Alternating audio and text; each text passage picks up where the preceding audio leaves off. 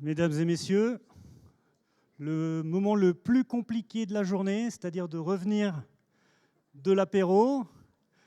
Merci d'être là. On va sans doute encore voir des gens arriver. Pour mémoire, sur la plénière aujourd'hui, enfin maintenant, plus spécifiquement, nous allons parler de bonheur et talent. Est-ce que ça marche? Et nous avons la chance d'avoir avec nous les sociétés Infomaniac et Coca. Mais pour mémoire, vous avez également dans la salle du faux un atelier proposé par Minds et dans la salle Motosacoche, notre médiation culturelle artistique avec le Fonds d'art et cette œuvre autour de l'outil de travail, donc ces fameux marteaux que vous avez sûrement dû voir pendant la pause, en duplex depuis le Chili avec Séverin Gelpa et Anya Weiden-Gelpa qui feront cet exercice de médiation culturelle. Mais honneur à ceux qui sont dans les temps et ponctuels, donc je propose à Coralie Bamert et à Alice Monguili de me rejoindre. Et vraiment, on refuse à aucune cascade ici, puisque Alice est venue. Installez-vous, je vous en prie, sur les chaises ici. Voilà.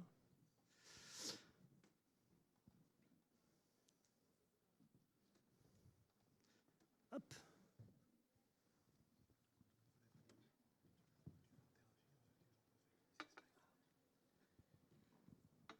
Nous allons voir la traditionnelle petite vidéo d'introduction, mais juste avant cela, vous rappelez également que vous pouvez toujours poser vos questions sur Slido. Et Denis, qui est venu discrètement me le rappeler pour vous le dire, pourra relayer vos questions en temps réel. Voilà. Mais écoutez, vous êtes bien installés? Parfait. Vous avez l'écran de retour ici. Je crois qu'on peut lancer la vidéo. Merci. Le bonheur et les talents peuvent certainement être parfaitement alignés pour favoriser une vie professionnelle épanouie. Lorsqu'une personne exerce ses talents naturels et trouve un travail qui lui permet de les utiliser pleinement, cela peut conduire à un profond sentiment de satisfaction et de bonheur. Cependant, les millennials et la génération Z ne se définissent pas seulement par le travail. Les amis et la famille sont en réalité beaucoup plus importants dans la définition de leur identité. Alors, comment font nos entreprises pour attirer, développer et retenir des talents qui vous ressemblent à l'heure où la pénurie de main-d'œuvre est un défi auquel nous sommes tous confrontés? Certaines entreprises tentent des approches originales et novatrices. C'est notamment le cas de 2 entreprises phares de la région, connues pour leur dynamisme et leur créativité. Elles témoigneront non seulement de leur succès, mais partageront également les défis auxquels elles sont confrontées au quotidien. Alors, bonheur et talent, est-ce que ça match? Alors, bonheur et talent, est-ce que ça match? Donc, je vous présente rapidement Alice d'Infomaniac. Les images qu'on a vues, la salle de réunion dans la boucherie, c'est bien chez vous? Exactement, oui. Exactement, Ouais. très bien. Bah, écoutez, ça met un peu le cadre de la notion de bonheur chez Infomaniac. Et Coralie, donc vous êtes une loutre, en fait. Exactement. Voilà. Ce qui règle la question en fait, du genre directement, puisque vous Exactement. êtes tous des loutres chez Coca. Voilà. Alors, très rapidement dans la salle, je vous propose par un lever de main, qui a déjà commandé chez Coca? Voilà. Donc c'est là où vous pouvez lancer le 10% si vous voulez. Voilà. Et qui, évidemment, n'a jamais entendu parler d'Infomaniac? Allez, ah, quand même, les 3. Donc vous pourrez prendre les noms après et rattraper ça. Parfait. Donc je pense qu'on peut dire que Coca et Infomaniac, vous êtes 2 marques, 2 sociétés, mais aussi 2 marques majeures aujourd'hui en Suisse. Hein, je ne pense pas me tromper pour dire que vous êtes vraiment au niveau national toutes les 2 aujourd'hui. Et vous vous êtes fait connaître, entre autres, par vos cultures d'entreprise, vos engagements aussi en responsabilité sociale des entreprises, de manière extraordinaire. Mais il paraît que c'est à vous de parler. Ah oui, d'abord, bien sûr, Alice, on doit dire quelque chose. Absolument. J'ai été abandonnée. C'est vrai. Que s'est-il passé? Marc, le directeur général d'Infomaniac, aurait dû être là aussi. Et puis, il est malade, donc me voilà orpheline. Et donc vous savez que quand un homme est malade, évidemment, c'est beaucoup plus compliqué que quand on a une cheville cassée. Respectez ça aussi, c'est aussi ça l'inclusion. Merci. Donc, Marc, évidemment, est très désolé de ne pas pouvoir être avec nous aujourd'hui. Il était présent lors de la préparation, il était très, très enthousiaste à être présent. Il avait même insisté pour qu'Alice soit là, mais je pense qu'en fait, c'est un acte manqué. Il s'est dit que vous saviez, c'est ça, vous alliez beaucoup mieux parler de cette question-là. Et peut-être rapidement dire ce que vous faites chez Infomaniac. Moi, je suis spécialiste RH chez Infomaniac. C'est ce que j'expliquais à Coralie tout à l'heure. Chez Infomaniac, on a donc une hiérarchie qui est... Donc, il y a une hiérarchie, mais assez plate. Et chacun participe beaucoup à plein d'activités dans son domaine.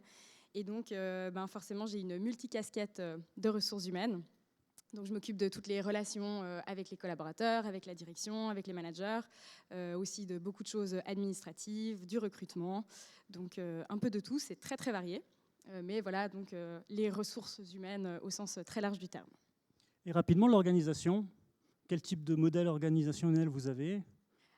Alors, assez traditionnel dans le sens qu'on a une vraie hiérarchie, contrairement... pas pour dire que ce n'est pas une vraie hiérarchie, mais une hiérarchie plus classique, avec donc un directeur général et un fondateur.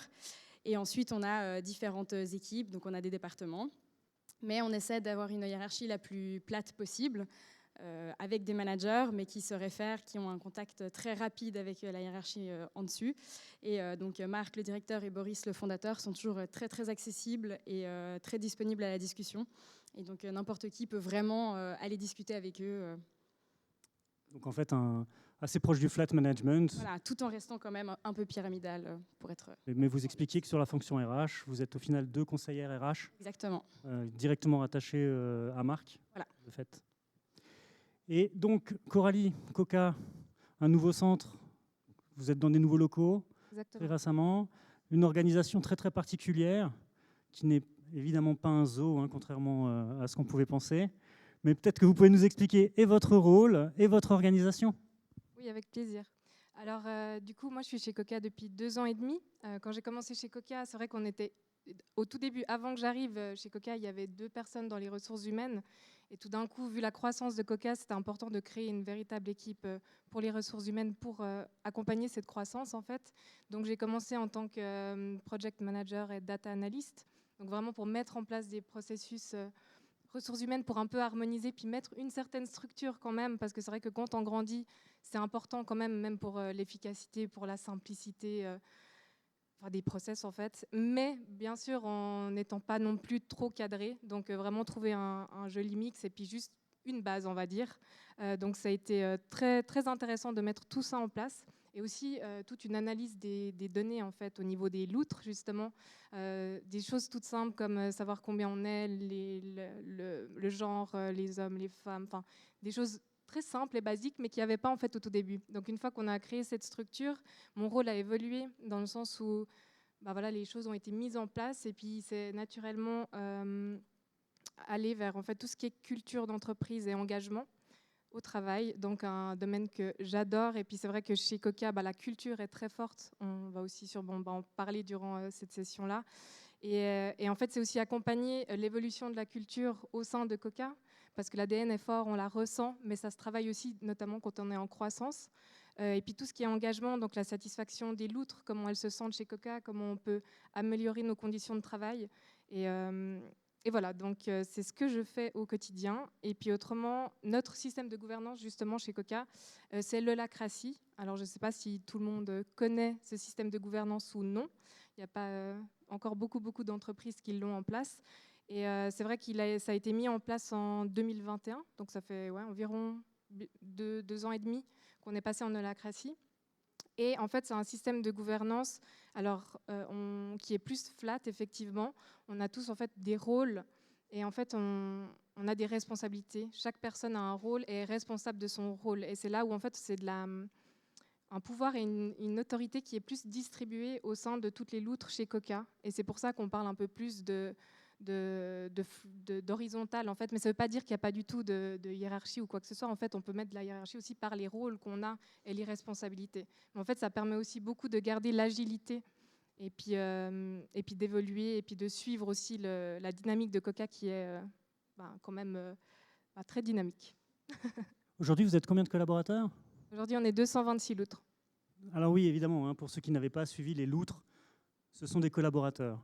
Mais c'est un vrai attribut culturel de votre culture d'entreprise. C'est-à-dire qu'évidemment, c'est très facile d'en faire des blagues, mais chez vous, c'est bien plus que ça. Il y a une appropriation de ce terme. Vous pouvez nous en dire un peu plus? Ouais, non, alors c'est vrai que ça a commencé, Coca, faut le savoir, hein, quand ça a commencé, Pascal, le fondateur, il a commencé ça en ayant l'idée de partager des bons plans avec ses potes. Donc c'était vraiment l'idée principale. Et puis vraiment cette envie de partage et de proximité.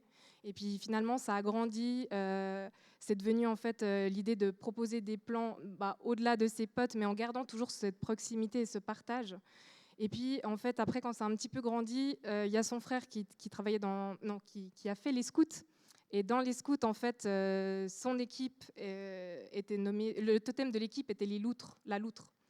Et en fait, du coup, comme petit jeu à l'interne, il s'appelait des fois les loutres. Et puis une fois, en fait, on a répondu à un membre de la communauté en lui disant « Ah, il y a la petite loutre qui va t'envoyer ton colis tout bientôt, désolé pour l'erreur ». Et en fait, ça a fait rire un peu tout le monde. La communauté a beaucoup apprécié. Et en fait, c'est comme ça que ça a grandi.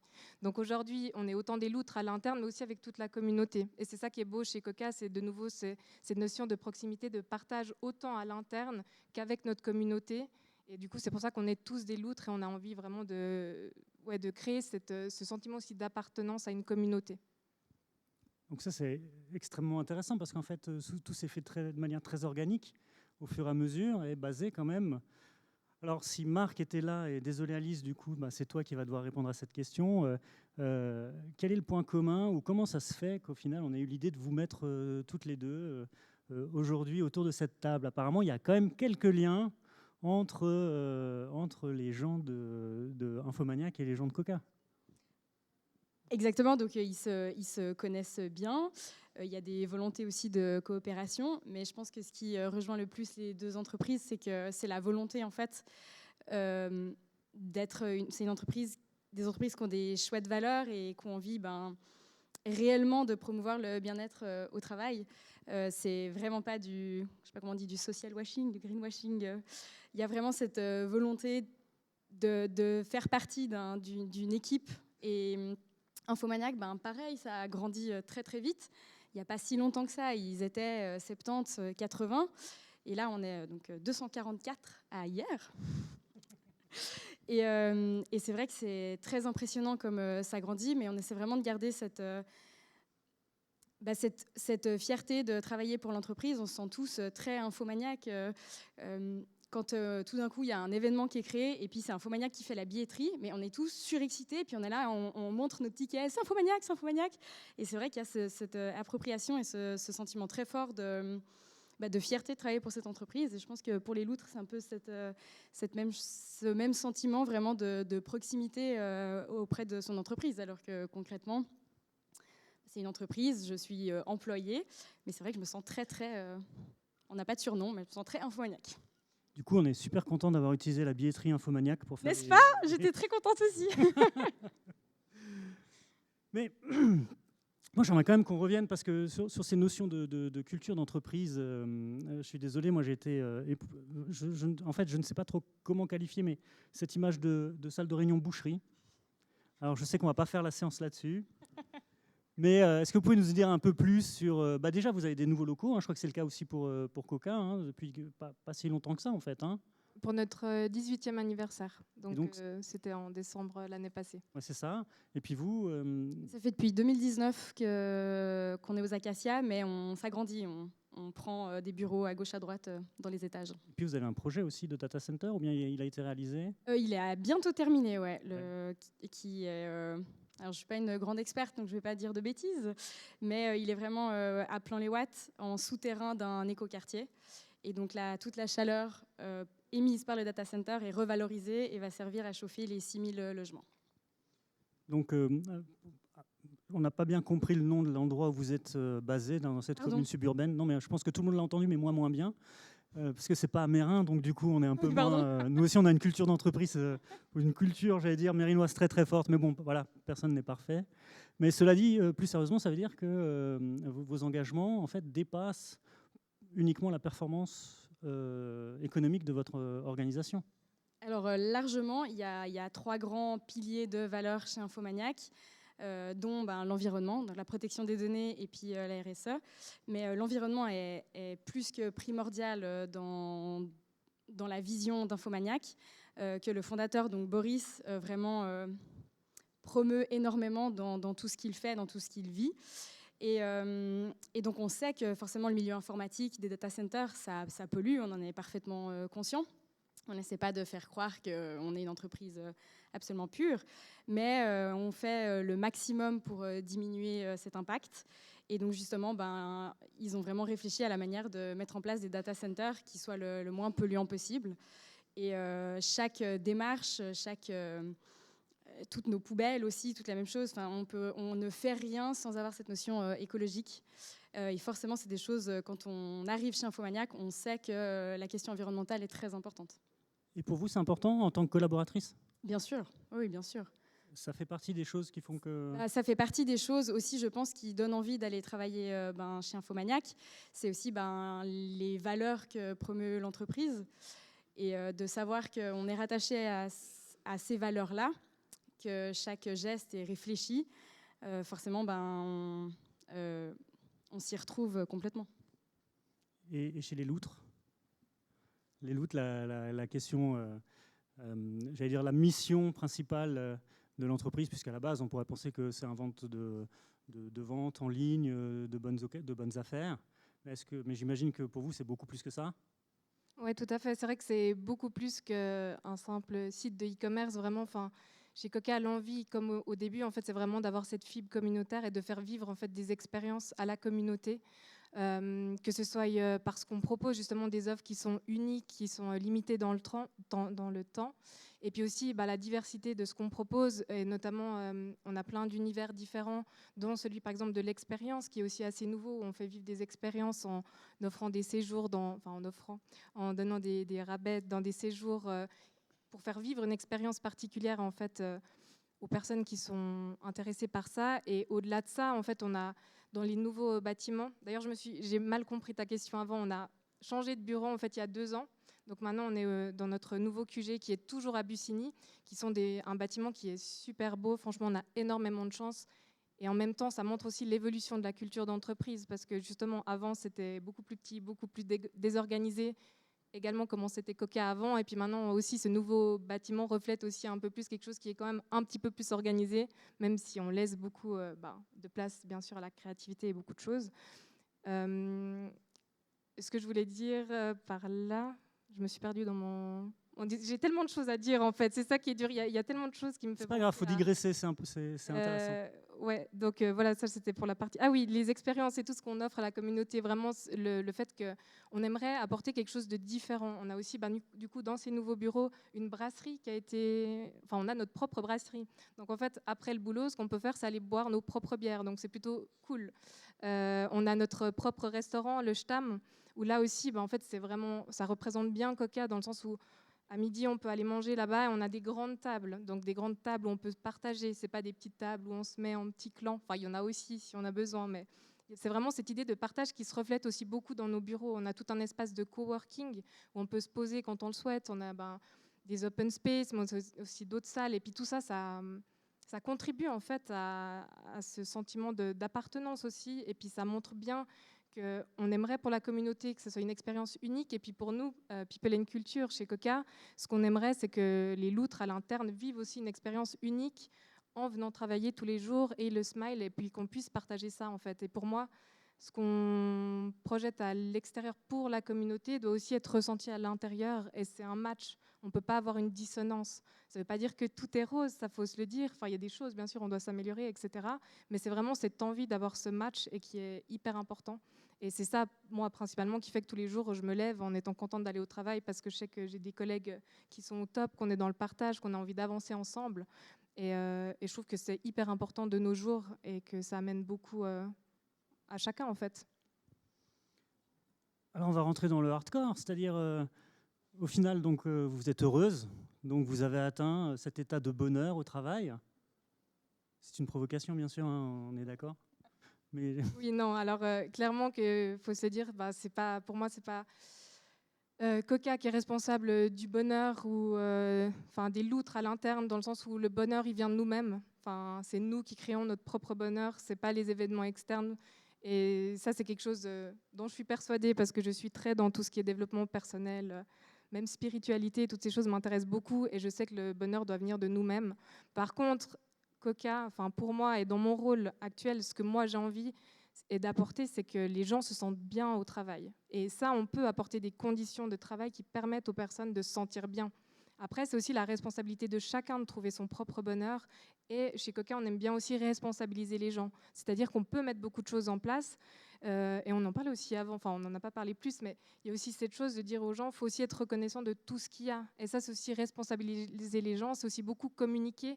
Et puis redire aux personnes aussi, je suis quelqu'un qui sera beaucoup dans la gratitude et aussi rappeler aux gens, soyons aussi contents de tout ce qu'on a et puis avançons ensemble. S'il y a des choses qui ne vont pas, par exemple, ce n'est pas tout le cercle People and Culture qui va pouvoir prendre en charge. En fait, c'est ensemble qu'on peut avancer. Et c'est ça qui est aussi intéressant. Et puis embarquer chacun dans cette mission commune de c'est ensemble qu'on avance et qu'on peut améliorer nos conditions de travail également. Juste pour rebondir, je suis tout à fait d'accord. Et c'est vrai que on ne veut pas être dans l'illusion. On sait tous que c'est aller au travail. Je pense que moi, comme tout le monde, le dimanche soir, forcément, petit blues du dimanche soir, pas forcément envie de se lever le lundi matin. Donc, c'est pas du tout qu'on est en train de dire c'est merveilleux, tous les gens chez Infomaniac sont épanouis et c'est fantastique. Mais c'est vrai qu'on essaye de rendre le contexte du travail plus sympa.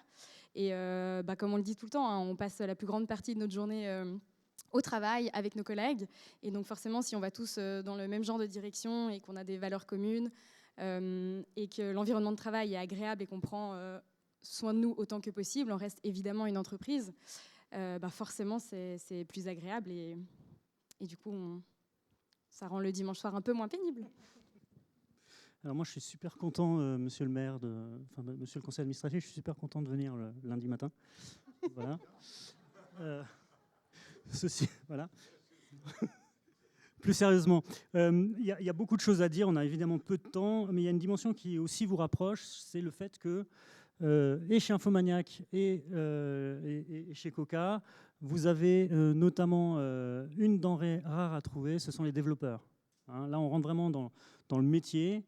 Comment est-ce que vous faites pour attirer des développeurs ? Bon, vous avez déjà répondu d'une certaine manière, mais vous avez sûrement d'autres choses à amener. Et est-ce que vous avez des échanges de bonnes pratiques ou des success stories à ce sujet ?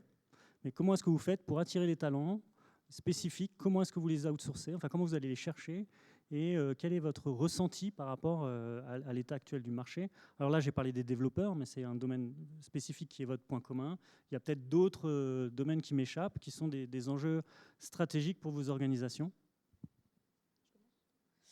Je dirais que pour le moment, en tout cas, chez Infomaniac, on a la grande chance d'avoir une réputation aussi qui nous précède un peu et qui fait que dans le milieu informatique, les gens peuvent aller travailler un peu où ils veulent. Ils peuvent aller travailler en banque, ils peuvent aller travailler en assurance, à l'État. Il y a vraiment une infinité de possibilités quand on est informaticien ou développeur. Et donc l'avantage qu'a Infomaniac, c'est que du coup, c'est aussi des produits qui sont intéressants. Et on essaie de laisser un maximum d'autonomie et de responsabilité aux gens. Et donc, ils savent que quand ils viennent travailler chez nous, ils n'ont pas le petit point de A à B de tel projet à gérer, mais qu'il y a vraiment une volonté de donner aux gens le plus vraiment de responsabilité possible. Et chaque idée est réellement écoutée, chacun a vraiment sa place. Et donc, c'est vraiment ça qu'on essaie de mettre en avant.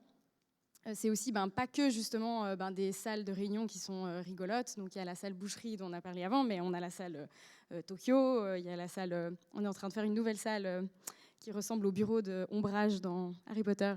Et donc tous les collaborateurs, on leur a demandé de nous envoyer des photos de leurs chats. Donc il y aura les photos de tous les chats des collaborateurs dans cette salle.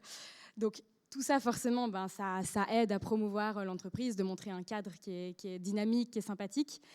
Mais on mise aussi énormément sur le travail en tant que tel et sur l'intérêt du job. Et quand on recrute les gens, c'est vrai qu'on leur demande très souvent pourquoi Infomaniac. Et il y a toujours la partie, la réputation de l'entreprise, les valeurs, etc. Mais aussi beaucoup, l'offre vraiment m'a beaucoup plu. J'ai des amis qui savent que le job est intéressant, etc. Et c'est vraiment aussi sur ça qu'on joue, sur l'intérêt du travail. Et forcément, après, sur les valeurs de l'entreprise et la volonté de vouloir être une alternative aux GAFAM, qui est vraiment sincère, et de produire vraiment, de créer vraiment des produits, une technologie qui soit vraiment intéressante pour le client et qui propose une alternative aux grands géants du web. Et donc forcément, ça attire des gens qui ont cette même envie que nous. Et donc des gens qui ont envie de bosser, qui ont envie d'innover, et qu'on se dynamise là, et qui ont des chats. Qui ont des chats. Alors ça tombe bien, parce que j'ai un chat. Et donc avoir. en fait, c'est une culture d'entreprise très forte, des valeurs qui sont vécues et qui transpirent, qui sont en fait votre meilleur atout de recrutement aujourd'hui et de rétention de vos collaborateurs. Ouais, vraiment, je dirais que c'est vraiment ça qui compte le plus. Et de rétention, vraiment, les gens, dans l'ensemble, évidemment, ce n'est pas le cas pour tout le monde, mais dans l'ensemble, les gens sont contents d'être là, sont fiers du travail qu'ils produisent, de voir ce qu'ils développent être réellement mis en production, être réellement utilisé par le client. Et il y a ce rapport direct qui rend du coup une très grande fierté de participer à tout ça. Et même moi, à mon échelle en tant que RH, je ne change pas la vie des clients en tant que tel, mais je suis très fière de faire partie de cette alternative positive. Ça donne envie en tout cas. Venez. Et chez Coca, alors je dois dire que chez Coca, il y a quand même un petit côté limite sectaire dans la manière dont on a créé cette communauté de loutres. Il y a une grande culture, et ça on ne l'a pas dit, mais il y a une très très grande culture de l'apéro. Mais c'est ressorti par rien que le fait d'avoir créé une brasserie. Donc ça c'est important. D'ailleurs, on ne l'a pas dit non plus, mais Marc n'étant pas là, on a le droit de le dire. Je vois que ça fait déjà rire Alice, mais votre leadership, soyons corporate, se connaît beaucoup par cet intermédiaire-là aussi, donc ça a créé des liens. Moi, j'aimerais bien, Coralie, que vous me parliez de votre inboarding, parce qu'il me semble que vous avez un inboarding assez important. Oui, c'est vrai. Donc, chez Coca, on a mis tout en place un onboarding en fait, pour accueillir les nouvelles loutres au mieux, pour qu'elles se sentent facilement bien intégrées chez Coca, parce que pour nous, c'est primordial. C'est vrai qu'avec la croissance, on s'est dit, il y a les personnes qui sont là depuis le début, en fait, donc ça fait plus de 7 ans qu'elles sont là, et puis elles sont ancrées dans cette culture d'entreprise, dans cet ADN. Elles étaient là pour tous ces apéros, et puis cette bande de potes qui vont boire des verres après le travail, et qui ont des idées qui fusent. Puis on s'est dit, en fait, les nouvelles personnes qui arrivent, comment on fait pour qu'elles se sentent aussi partie directement de de Coca depuis le début, en fait. Et puis pour moi, ça, c'était un des gros challenges avec toute l'équipe PNC, parce que quand j'ai commencé, rien n'était mis en place pour l'onboarding. Donc c'est vrai que des fois, je suis arrivée et puis on me disait, ouais, t'as fait ça, mais c'est pas trop Coca, ça. Mais en fait, je sais pas comment c'est alors Coca. Et puis on s'est dit, en fait, il faut aider les personnes à adopter cette culture d'entreprise, donc il faut faire un onboarding. Et c'est vrai qu'aujourd'hui, il est quand même assez poussé, dans le sens où quand les nouvelles loutres elles arrivent, déjà en fait cet onboarding commence au recrutement. Ça veut dire qu'on met tout de suite le ton Coca, il y a dans les annonces, on voit comment ça se passe, comment on communique chez Coca. Ensuite, dans les entretiens avec la personne qui s'occupe du recrutement. Et puis une fois qu'elles arrivent, ou même avant, avec tout ce qui est administratif, on est déjà très cool dans la manière de discuter, dans les emails, on tutoie directement. Et puis une fois qu'elles arrivent, elles ont 1 jour et demi d'intégration où en fait elles arrivent, elles commencent en même temps. Donc ça c'est aussi super parce que les personnes elles viennent de différents. Donc nous on parle de cercle chez Coca et pas de département vu notre système de gouvernance Holacracy. Et puis du coup elles vont déjà partager ensemble. Elles sont de différents cercles et puis elles sont onboardées avec toutes les infos essentielles en fait quand on commence dans une entreprise. Et ensuite, quelques mois après, en fait, on fait vraiment des suivis où on les intègre, on leur fait aller, par exemple, en logistique pour qu'elles puissent vivre la vie de la logistique. Donc, on appelle ça aide-talog. Et puis, en fait, l'idée, c'est vraiment qu'elles puissent se représenter l'ensemble de Coca et puis de ne pas créer des silos en grandissant et de garder, en fait, cette proximité de chacun. Et ça, on met beaucoup de cœur à ce que ça se passe. Là, on a aussi lancé quelque chose. On a du coup un restaurant, le Stam. Et on a lancé le Vie ma vie au Stam, où les personnes peuvent aller en fait aider une demi-journée en cuisine ou au service pour comprendre aussi la réalité de chacun. Et puis pour nous, ça c'est hyper important parce que ça permet de se mettre dans la perspective en fait des autres, dans la peau des autres, et pour la collaboration au travail, pour comprendre l'implication de chaque job, c'est hyper important. Et des fois, on peut se dire en fait c'est du temps qu'on perd, mais en fait c'est tellement faux, c'est tellement pas du temps qu'on perd parce que ça peut après, les relations, la collaboration est beaucoup plus facile. Et puis en plus de ça, donc ces 2 premiers jours d'intégration et ces petites journées de suivi, on a tous les 3 mois ce qu'on appelle des Discovery Days, où là c'est vraiment 2 journées complètes où chaque nouvelle loutre en fait passe ces jours ensemble. Donc là ils sont en train de le vivre aujourd'hui, on est mercredi, aujourd'hui et demain. Donc là il y a environ 17 nouvelles loutres qui sont toutes réunies et puis qui vivent 2 jours d'intégration pour connaître tous les cercles de Coca. Et c'est un mix, c'est pas des présentations où on s'embête, c'est vraiment pas le but, c'est qu'elles vivent une expérience de nouveau. Donc ça va pas être que des présentations, c'est des présentations, mais des ateliers, il y a la visite de la brasserie, on finit quand même avec un apéro. Par contre, ce qu'il faut dire, c'est que justement, de nouveau, maintenant on propose d'autres choses. Avant c'était très vin et puis viande rouge, mais maintenant on sait que voilà, la société change, les gens changent et on propose aussi d'autres alternatives à ça. Et puis c'est aussi ça que j'ai envie toujours de rappeler, c'est qu'il y a cet ADN de base, on va rester avec rigoler avec les apéros, les barbecues et le vin rouge, mais en même temps on n'est pas du tout que ça, enfin, on est ouvert à l'inclusivité. Ça, c'était un point qui a été ressorti effectivement dans la préparation, qui était de dire que la culture de l'apéro, ça fonctionne jusqu'à 50 personnes. C'est à peu près ça. Et aujourd'hui, avec vos tailles d'organisation, quels ont été les changements majeurs que vous avez eu à mettre en place ou à vivre justement avec cette forte croissance? Parce que passer de 50 collaborateurs à 250, c'est x5, quoi. Donc x5 fois plus de bouteilles de vin déjà. Je pense que c'est en train de changer en effet. Mais c'est vrai que c'est aussi, et encore, il y avait cette, je pense pareil que chez Coca, mais ils ont commencé, ils étaient peu nombreux, c'était vraiment des copains, et donc Boris, à travers les années, ça fait bientôt 30 ans maintenant qu'Infomaniac existe, a toujours voulu garder vraiment cette dimension de camaraderie vraiment. Et donc on a en effet très régulièrement des sorties de boîte, donc chaque mois on a une sortie, un after work. Alors certes, ça tourne souvent, il y a un moment ou un autre un bar, un open bar, mais voilà, ils essayent de plus en plus d'organiser justement des sorties qui soient plus inclusives pour les gens qui n'aiment pas boire, qui en fait n'ont tout simplement pas envie de voir leurs collègues après le travail. Ça existe aussi. Quand on est 50, il y a un côté un peu plus familial. À 250, il y en a plein qui n'en ont absolument rien à faire d'aller voir leurs collègues à la fin de la journée et qui ont juste envie de rentrer chez eux, ce qui est évidemment absolument OK. Mais justement, de faire des activités qui puissent parler un peu plus à tout le monde. Donc là, on a dû l'annuler à cause du mauvais temps, mais c'était une sortie à vélo à travers les vignes, une visite d'une fromagerie de chèvres. Et ensuite, forcément un peu de dégustation de vin, parce que voilà. Mais des sorties à vélo, des sorties en bateau, des choses comme ça. Essayer de proposer des activités qui soient intéressante pour tout le monde et pas évidemment juste centrée sur avoir un verre dans la main et discuter avec nos collègues et faire en fait en sorte que les gens se rencontrent, parce que aussi à 50 c'est facile, on connaît tout le monde. Là à 250 en plus on commence à être mélangés dans les étages et les bureaux sont pas forcément tous encore reliés, et donc essayer de mélanger un peu les départements et de faire en sorte que ceux qui travaillent au helpdesk rencontrent aussi plus les développeurs avec qui ils ne travaillent pas forcément, et de mélanger tout ça en proposant des activités qui plaisent un peu à tout le monde. Ouais. Coralie, tu veux compléter sur cette partie de croissance ? Oui, je suis d'accord. Enfin, du coup, chez Coca, effectivement, on propose aussi beaucoup d'événements. Il se passe beaucoup de choses. Et puis avant, c'était surtout les apéros, etc. Et là, on voit aussi qu'on propose beaucoup de choses différentes. Maintenant, il y a aussi la partie sport qui a pas mal pris le dessus chez Coca, où on a un entraîneur, un coach sportif qui vient nous entraîner les jeudis midi, parce qu'on a un projet un peu moins d'une vingtaine de loutres qui veulent aller au championnat du monde des Spartan Race. Et du coup, on crée d'autres choses en fait. Et ça, je trouve hyper chouette. On a des quiz nights. C'est pas tout qui tourne autour de l'apéro, et on essaie vraiment de diversifier pour qu'on puisse toucher un maximum de personnes. Et comme on dit toujours, justement, cette mixité entre les personnes, d'avoir justement, ça les rejoint en fait par des intérêts qui sont personnels. Et ça, c'est super chouette pour bien se mélanger. Et puis, je dirais le challenge, c'était vraiment aussi vraiment éviter un clivage entre des anciennes personnes qui sont là depuis longtemps et des nouvelles personnes, et puis essayer de les rassembler en max.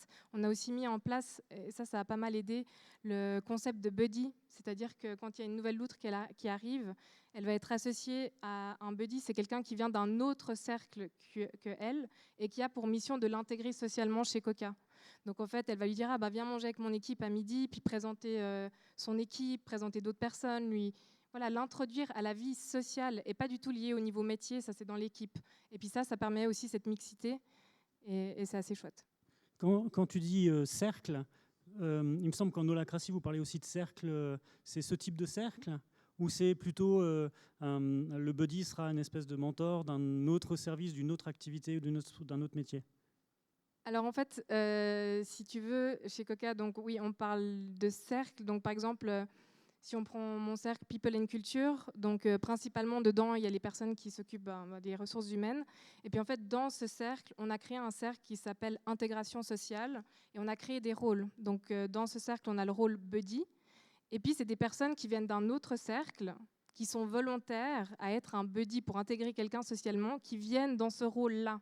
Et du coup, c'est leur responsabilité ensuite de faire l'intégration sociale des autres loutres. Et c'est sur la base du volontariat?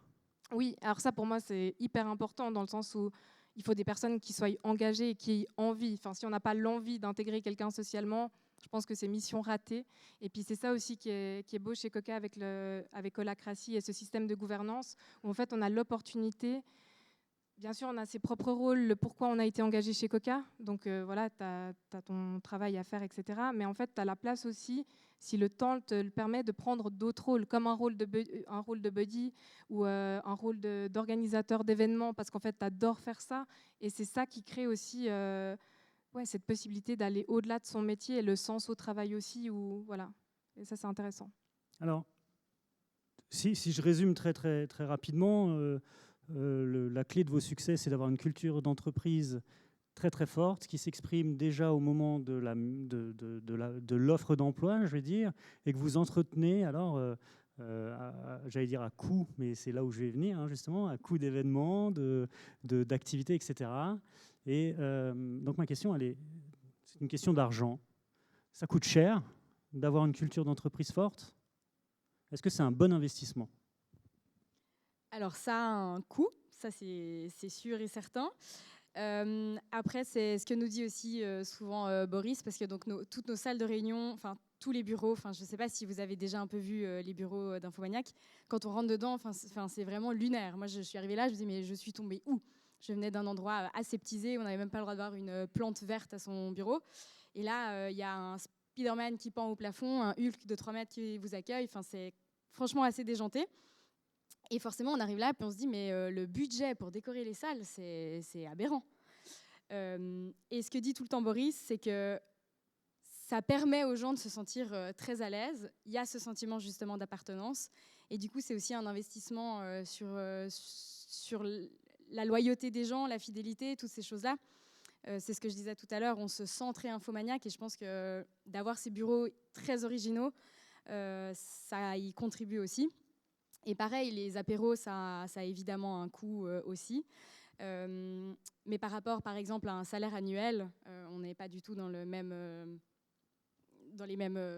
proportions. Donc, d'économiser un peu sur les salles de réunion, ça ne va pas offrir un salaire complet.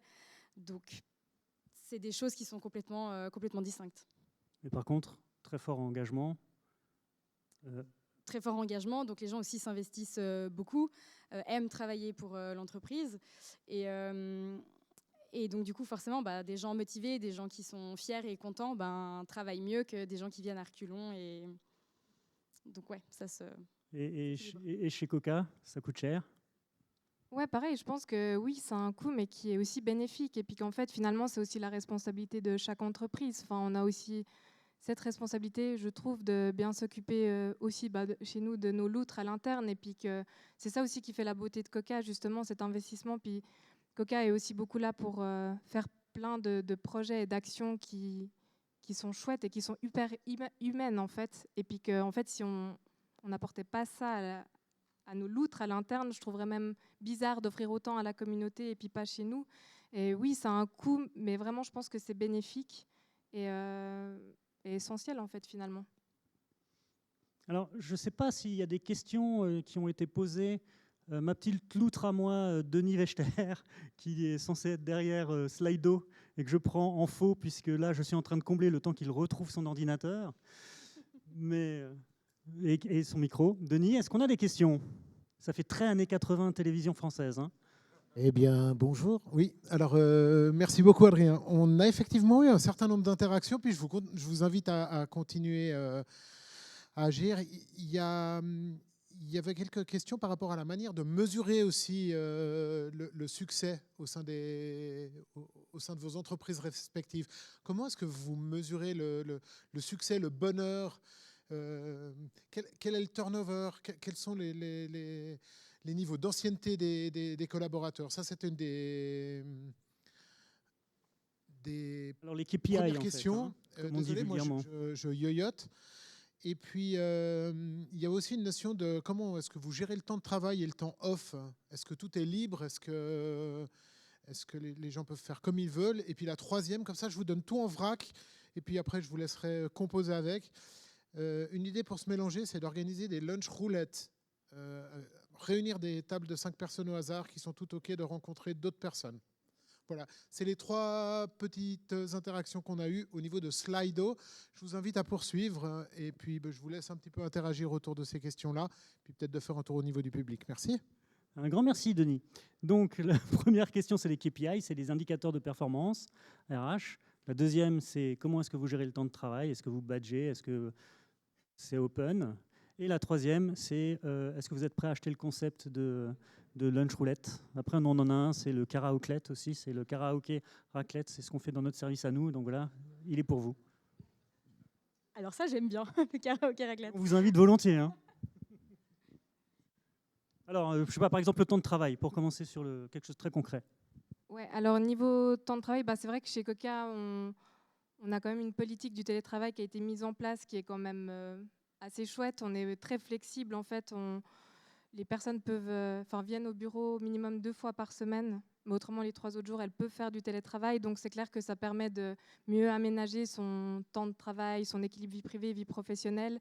Et après, il y a aussi des différences, il faut se le dire, selon les cercles en fait, parce que nous, l'idée, c'est de toujours proposer des politiques qui soient, proposer une base, mais après, chaque cercle connaît sa réalité du terrain. Par exemple, si on prend la logistique, effectivement, ils ne vont pas pouvoir faire du télétravail. Il faut envoyer les cartons, etc. Donc, on doit être sur place. Donc, il faut aussi se dire toujours qu'il y a de la singularité dans chaque cercle.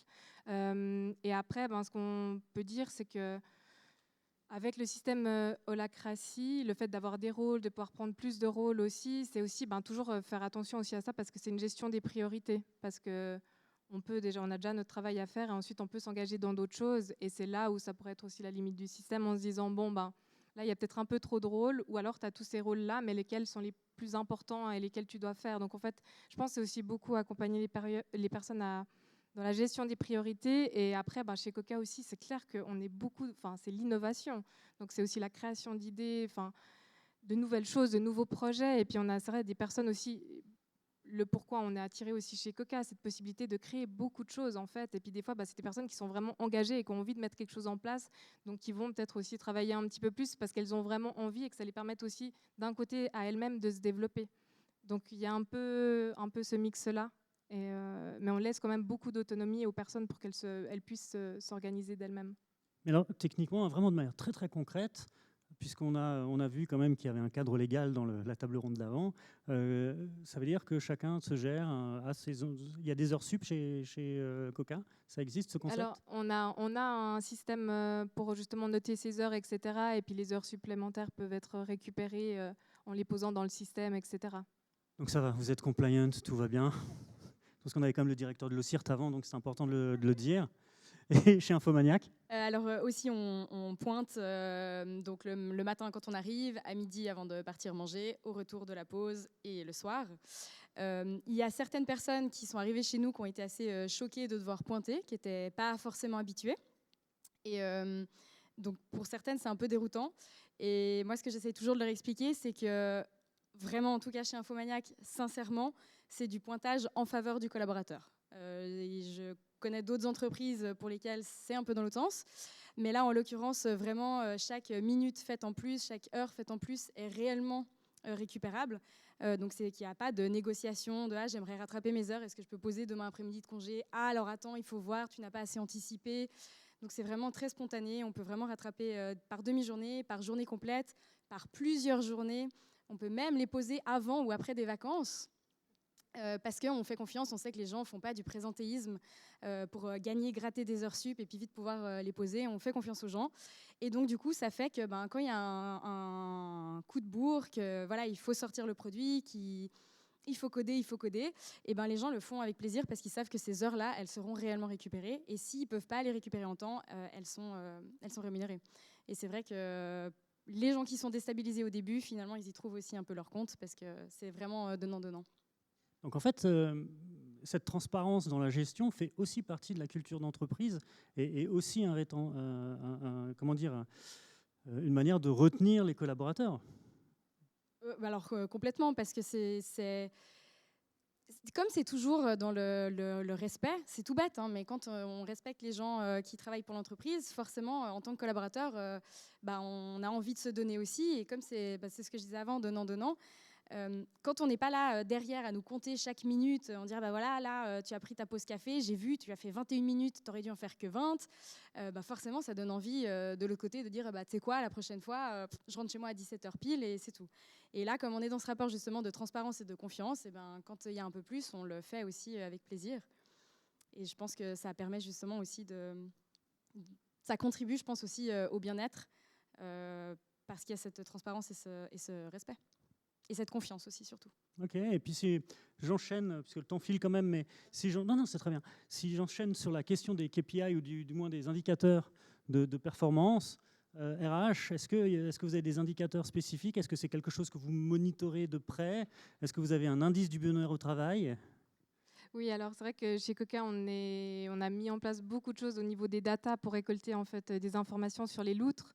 Là, c'est la deuxième année justement qu'on a fait passer l'enquête Great Place to Work. Donc, on a commencé il y a 2 ans avec vraiment cette intention, pas de le faire pour un label. Coca n'aime pas forcément avoir des labels ou être labellisé, c'est pas le but. L'idée, c'était vraiment de se dire, mais en fait, comment les loutres à l'interne se sentent. Si on n'est pas certifié, génial. Qu'est-ce qu'on peut faire pour que les loutres se sentent mieux en fait? Et ça, c'était vraiment l'intention première.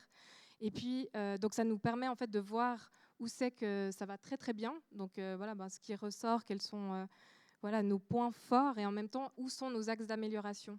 Et ça nous permet d'avoir déjà une vision globale sur l'ensemble de Coca. Et ensuite, on peut descendre plus spécifiquement au niveau des différents cercles. Et chez Coca, on a pris le truc tellement à cœur qu'on s'est dit, c'est pas juste People and Culture justement qui est responsable de ça. On va créer un cercle aussi qui s'appelle Great Place to Work avec un rôle Great Place to Work en reprenant des personnes de chaque autre cercle qui seront représentants du projet et qui vont en fait analyser les résultats de son propre cercle pour aller faire des workshops dans son cercle, trouver des solutions ensemble. Et c'est de nouveau là aussi qu'on trouve l'engagement des personnes et puis qu'elles savent que l'approche est honnête et qu'on est aussi responsable, les équipes sont responsables de trouver aussi ce qu'elles peuvent mettre en place pour que ça aille mieux. Et si c'est des choses qui sont à l'échelle Coca globale, les remonter à People and Culture. Et puis ça crée aussi de nouveau cette mixité entre les personnes parce que du coup on fait des réunions en gouvernant, avec le système Holacracy, on a des réunions tactiques où on partage, donc on se voit 1 fois par mois avec ce groupe-là, où en fait on discute de l'avancement de notre projet, on peut partager nos bonnes pratiques, qu'est-ce qui va bien, comment on a fait, et ça crée en fait de nouveau cette intelligence collective en fait, et puis d'avancer ensemble, et en fait c'est vraiment chouette. Donc ça c'est un super indicateur, et puis chaque année on le fait repasser, puis on voit où c'est qu'on a amélioré, où c'est que ça va un peu moins bien, etc. Alors, je rebondis là-dessus. Est-ce que vous avez un indicateur du temps? Parce qu'en fait, ce système de fonctionnement, de gouvernance en fait, holacratique en fait, a l'air de générer énormément de tâches supplémentaires à celles de base. Hein. Vous le disiez avant, j'ai un cahier des charges, je suis embauché sur tel rôle et je dois délivrer quand même des prestations sur ce rôle-là. Est-ce que vous avez une idée ou un indicateur du temps que ça prend en équivalent temps plein, par exemple? Non, et justement, en fait, dans le système, on a un outil qui nous permet en fait, de représenter notre système de gouvernance, donc, qui s'appelle la Spirit, où là, on peut mettre combien de temps on passe sur chacun de rôle. Donc, chaque personne a tous ses rôles qui sont affichés si elle le souhaite, et puis elle pourrait dire, là, je passe 20% de mon temps, là, c'est 2%, là, etc. Là, par exemple, avec ce projet Great Place to Work, ce qu'on fait, et ce que moi, j'ai toujours dit aux équipes, c'est, en fait, vous avancez à votre propre rythme. Moi, je suis à votre disposition pour vous accompagner. Vous faites ce que vous pouvez et comme vous le pouvez, et puis on regarde ensemble. En fait, de nouveau, c'est regarder ensemble. Mais si c'est pour que ça leur foute encore plus de stress et puis qu'en fait ça aille pas, c'est pas du tout le but. Donc c'est les rendre attentifs à ça et puis on part. Enfin, c'est quand même un questionnement, hein, le fait de pouvoir prendre toujours plus de rôles, etc. À la fois, ça crée de l'engagement parce que les gens trouvent sympa et et ça fait un truc en plus en dehors de son travail. Et en même temps, justement, on se dirait, il faudrait que ce soit 80% pour ton propre job de base, en fait, et les 20 autres % que tu pourrais avoir dans d'autres rôles. Après, on n'a pas un suivi qui permet de dire oui ou non. Il y a des personnes qui ne vont pas vouloir prendre des rôles supplémentaires. Ouais, on n'a pas de suivi très, très concret là-dessus. Mais par contre, ça fonctionne bien. Ouais, ça fonctionne plutôt bien. Et chez Infomaniac, l'indicateur du bonheur? Au feeling. Non, alors on a beaucoup moins de KPIs, etc. On fait une enquête de satisfaction une fois par année, qui est vraiment donc faite à l'interne, anonyme, et donc qui permet un peu d'avoir une orientation, on va dire. On a aussi une boîte à idées qui est régulièrement utilisée, où les gens proposent, quand ils ont des idées de choses à modifier. Et surtout, c'est ce que je dis, au feeling, on essaie d'être en tout cas des ressources humaines qui sont très très accessibles. On est vraiment dans l'open space avec tout le monde. On essaye vraiment de participer aussi aux apéros, d'être très présente aussi, que les gens nous connaissent vraiment. Et c'est pareil pour Marc et Boris, qui sont tout le temps là, qui sont vraiment hyper présents, ils ne sont pas enfermés dans leur bureau. Et du coup, ça permet en fait d'avoir un lien direct qui fait qu'il y a beaucoup de remontées d'informations qui se font justement aussi aux apéros. Ce petit moment un peu informel où autour d'une petite bière, il y a des gens qui disent, qui remontent des choses qui les ont un peu frustrés, agacés. Et en fait, d'avoir cette facilité de discussion permet un peu de mesurer aussi la satisfaction des gens et de savoir où il faut creuser. Mais c'est vrai qu'on n'a pas d'indicateur hyper précis. C'est vrai que dans la préparation, on avait abordé très rapidement 2 outils que vous utilisez, qui sont les Ask Me Anything. C'est vrai, j'ai oublié d'en parler. Ouais. Les Morning Café, qui sont des occasions en fait d'avoir un moment avec le leadership, comme on aime à l'appeler, Dieu apparemment dans la table ronde d'avant, mais où la possibilité de poser toutes les questions au leadership de manière très très ouverte et très transparente. Ça, c'est ce que vous faites. Exactement. Donc c'est un Ask Me Anything qui est fait auprès de Marc directement, et donc il prend par département. Donc il en fait 4-5 par session, on va dire. Idéalement une fois par trimestre, mais soyons honnêtes, c'est plutôt une fois par semestre. Et on a entre 1 heure et 2 heures devant nous, où n'importe qui peut vraiment poser toutes les questions, et Marc y répond de façon très très transparente. Alors évidemment, quand il ne peut pas y répondre, il n'y répond pas. Mais que ce soit au niveau de la stratégie, du chiffre d'affaires, toutes ces choses-là, ça permet aux gens vraiment de pouvoir poser leurs questions et aussi faire remonter certaines choses. Et il est là pour l'accueillir et y répondre. Et c'est quelque chose que les gens apprécient beaucoup.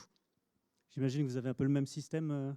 Alors, pas encore. On en a pensé au Ask Me Anything, mais c'est vrai que nous, tu as parlé des morning coffee, mais ça, c'est un petit peu différent dans le sens où, en fait, c'est n'importe quelle équipe. S'il y a un projet qui touche beaucoup de loutres à l'interne, elle peut aller le présenter. Donc, ça permet une meilleure communication et puis la transmission d'informations. Donc, ça se fait de 8h30 à 9h le matin, puis après, on prend un croissant, un café, puis on peut encore en discuter. Mais autrement, c'est vrai de nouveau avec Holacracy et puis notre outil Hola Spirit, en fait, l'idée, c'est de mettre, en fait, de mettre par écrit beaucoup de choses qu'on fait. Donc même si on parle de stratégie, vision, nos objectifs, etc., ils sont représentés dans le système. Donc il y a aussi ça qui est très transparent, où chaque personne peut aller voir dans le système directement quelle est la stratégie, etc. Donc ça, c'est assez transparent. Et puis en fait, l'idée aussi de Holacracy, c'est qu'on est tous avec nos rôles, nos responsabilités, nos redevabilités. Et chaque personne, comme Infomaniac, Pascal le fondateur et Fabio le CEO, ils sont hyper proches de nous. Ça veut dire que si on a une question, on peut directement aussi aller leur poser la question parce qu'ils ont ce rôle-là. Et puis en fait, en Holacracy, tu es censé pouvoir répondre selon ton rôle et tes redevabilités. Donc ça, c'est assez top. Mais on aimerait bien mettre un petit format Ask Me Anything qui est hyper intéressant. Est-ce qu'il y a encore l'une ou l'autre question dans la salle? Le temps filant étant très court, mais je vois qu'il y a une main qui s'est levée juste là. Si quelqu'un peut amener un micro.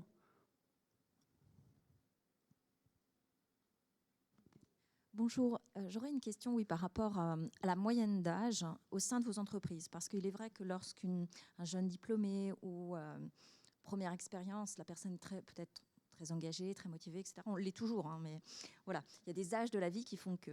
Et lorsqu'on devient jeune parent, il y a aussi des impératifs qui interviennent, un stress, il y a l'arrivée d'un enfant, etc., l'organisation, etc. Donc comment est-ce que vous voyez déjà un changement par rapport à l'évolution de votre population Et comment accompagnez-vous ces populations en fonction de leur âge de vie, en fait, parce qu'on ne peut pas s'engager de la même façon je sais pas, à 30 ans ou à 40 ou à 50, en fonction des contraintes personnelles aussi qui interviennent, puisque j'ai cru comprendre qu'il y avait quand même beaucoup d'événements que vous mettiez en place, qui permettent cet engagement, ce sentiment d'appartenance, qui est super, mais voilà, je serais vraiment très curieuse de savoir ce qu'il en est par rapport à ça. Chez Coca, c'est vrai qu'on a une moyenne d'âge qui est assez jeune. On est à 34 ans de moyenne d'âge. Ce qu'il faut savoir aussi, oui, voilà, Coca, c'est hyper dynamique, hein, comme on dit. Il y a cette proximité, ce partage, mais il faut être prêt à être engagé et investi. Ça, on ne peut pas se le mentir. Ça bouge dans tous les sens. Il y a des projets qui fusent de tous les côtés. Il faut être prêt à ça. Donc ça aussi, quand on engage des nouvelles loutres, il ne faut pas s'attendre à ce que ce soit un long fleuve tranquille. C'est une véritable aventure. Et en fait, pour les personnes, le changement... Ouais, au niveau de la population, effectivement, nous, on a pas mal de petits loutrons qui arrivent. Et je pense que la force de Coca par rapport à ça, c'est le fait, justement, notre politique de télétravail ou le fait qu'on est quand même très cool sur comment les gens s'organisent et cette confiance qu'on leur accorde et où ils peuvent du coup plus aménager leur temps s'ils doivent venir plus tard à cause de la crèche ou à midi, etc. Ça, on laisse beaucoup de flexibilité. Du coup, je pense que ça les accompagne pas mal. Et après, on a aussi des conditions au niveau congé paternité, congé maternité qui sont plus avantageux que le minimum légal. Donc, on fait déjà ça pour accompagner au mieux. On a aussi ajouté un congé d'adoption. Voilà, donc on fait quand même des choses en plus déjà. Chez Infomaniac ? Je dissocierais assez justement, il y a l'aspect professionnel, donc être parent et travailler chez Infomaniac, et ensuite la partie sortie, qui est peut-être un peu plus problématique. Mais je dirais que comme justement on a cette confiance dont je parlais avant, de flexibilité aussi au niveau des horaires, c'est entre guillemets, parce que ça l'est jamais, mais relativement simple de pouvoir poser son enfant à la crèche avant d'aller au travail ou d'aller le rechercher relativement tôt. Parce que voilà, le but c'est de faire ces 8 heures, mais les horaires sont vraiment très très flexibles. Ce que je disais avant aussi, c'est qu'on demande 8 heures, c'est pas du 8 heures, mais en vrai on attend 45. Parce que si vous faites 1 heure de plus, vous devez la récupérer. On a des alarmes et on demande aux gens de rattraper leurs heures faites en trop.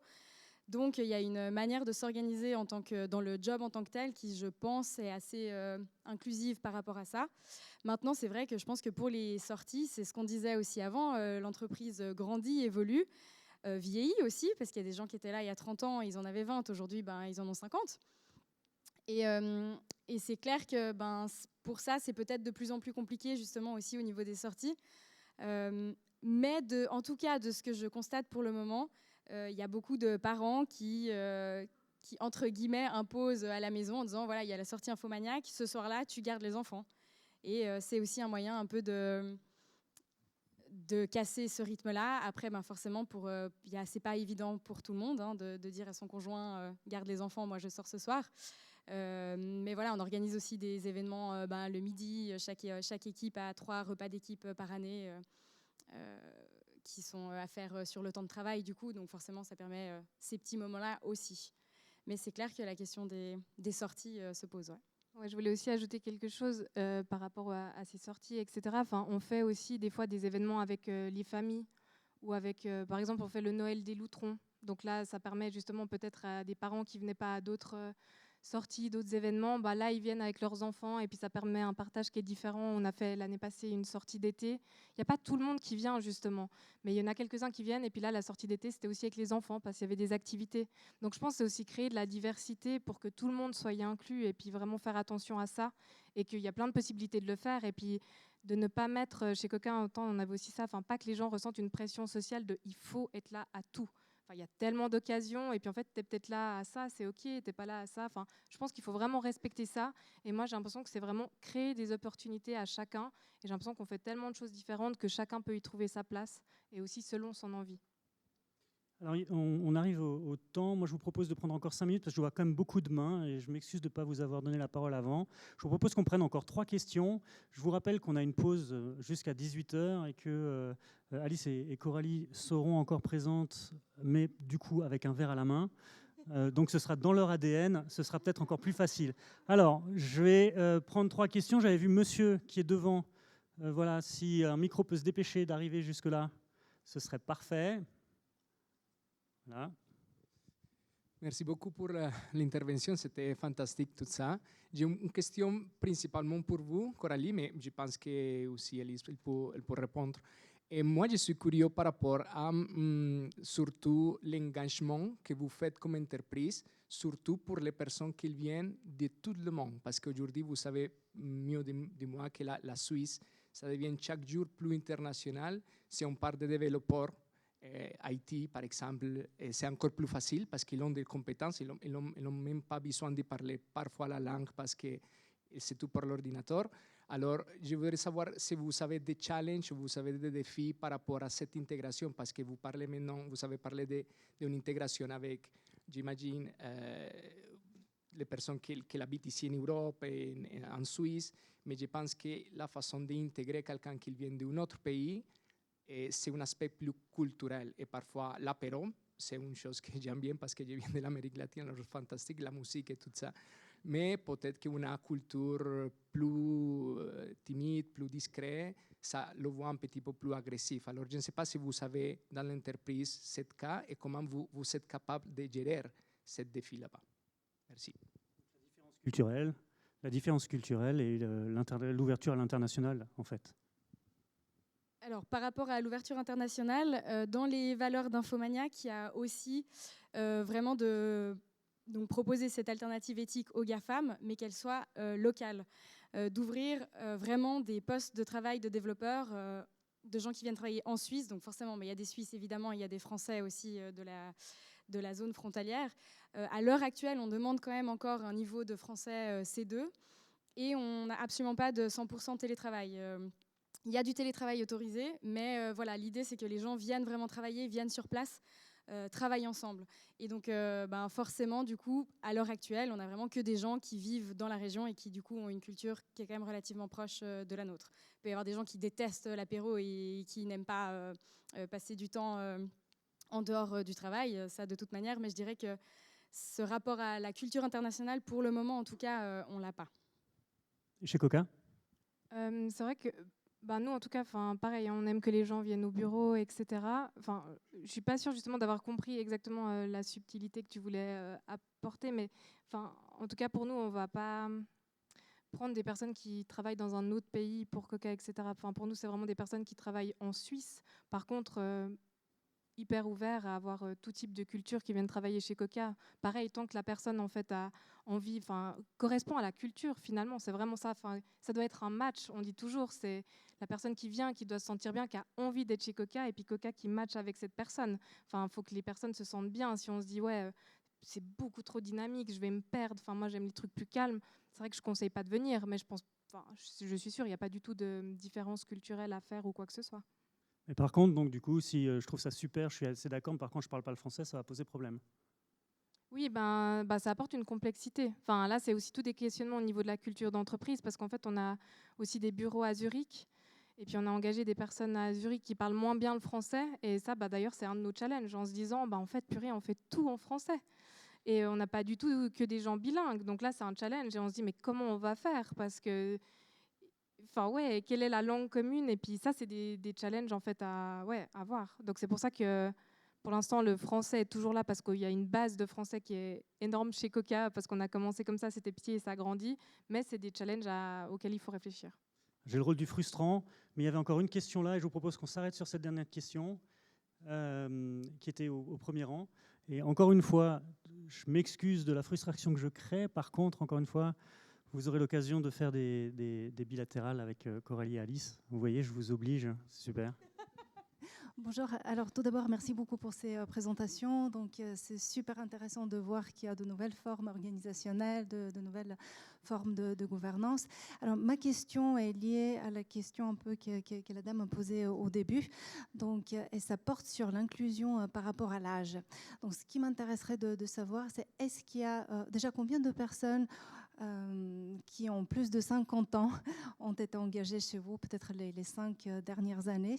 Et est-ce qu'il y a des personnes qui ont plus de 45 ans, qui postulent, à quelle fréquence, etc. Merci.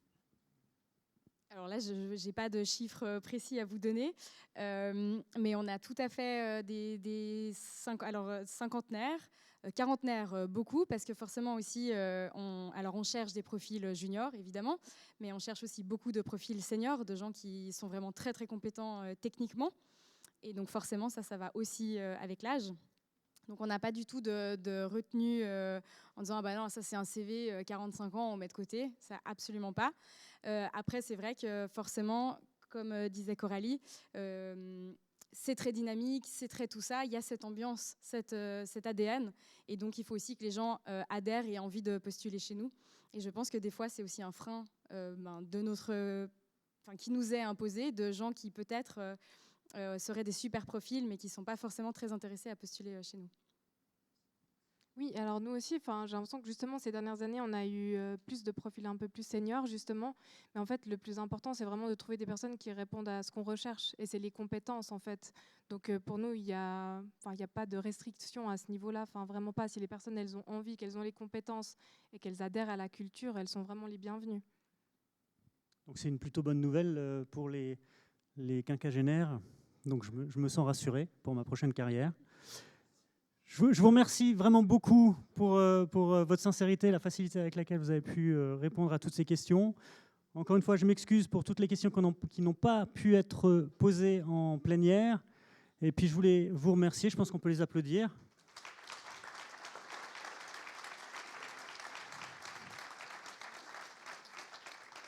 Pour la suite des festivités, nous avons une petite pause jusqu'à 18h et nous reprendrons à 18h pour la deuxième partie du Meyrin Economic Forum, la table ronde plénière, les parties institutionnelles qui nous amèneront vers 20h à la valeur cruciale Infomaniac et Coca, l'apéro. Merci beaucoup. Merci.